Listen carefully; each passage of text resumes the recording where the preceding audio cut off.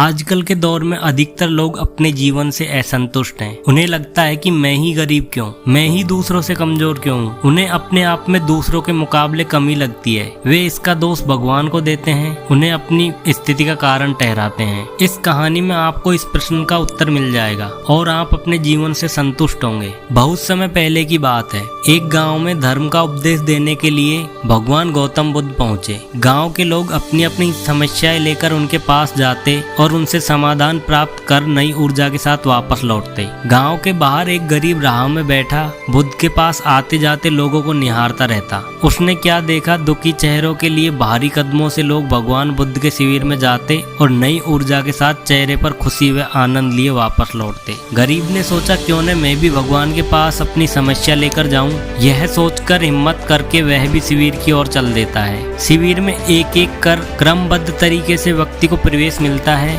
इसलिए वह भी अपनी बारी की प्रतीक्षा करने लगा।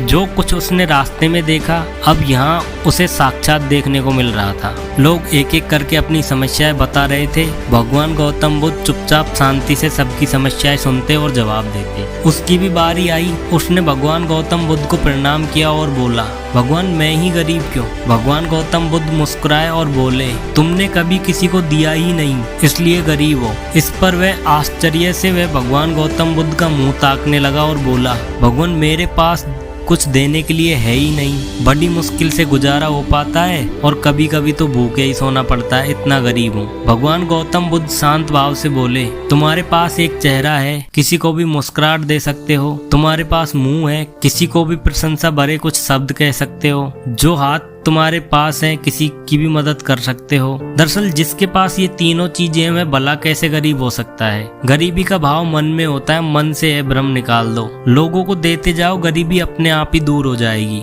यह बातें सुन उस गरीब का चेहरा दमक उठा। उसे अपने प्रश्न का उत्तर मिल चुका है। अब उसके मन से गरीबी का भाव दूर हो गया। इस शिक्षा को जीवन में उतारकर कुछ ही दिनों में उसका जीवन खुशियों से भर गया। इससे हमें यह सीख मिलती है कि मंदिर में भी लोग जाते हैं तो कुछ न कुछ मांगते रहते हैं और जीवन भर घुट घुट कर रो रो कर समय बिता देते हैं। वे ईश्वर की कृपाओं को कभी कम समझते ही नहीं, जीवन की महत्वता को कभी जाना ही नहीं। इस पर कबीरदास जी ने एक बहुत बेहतरीन दोहा कहा है, सबके पल्ले लाल है सभी साहूकार, गांठ खोल परखा नहीं यह विधि रहा कंगाल। यानी सभी के पास ज्ञान है जो ईश्वर की अनमोल देन है, जिसे हम कभी जानने समझने की कोशिश ही नहीं करते, इसलिए हम सुख का आनंद ही नहीं ले पाते।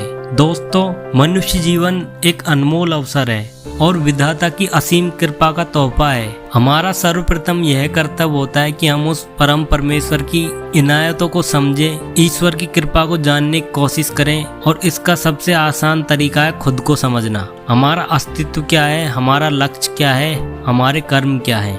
बस जरूरत है तो सही मार्गदर्शन की।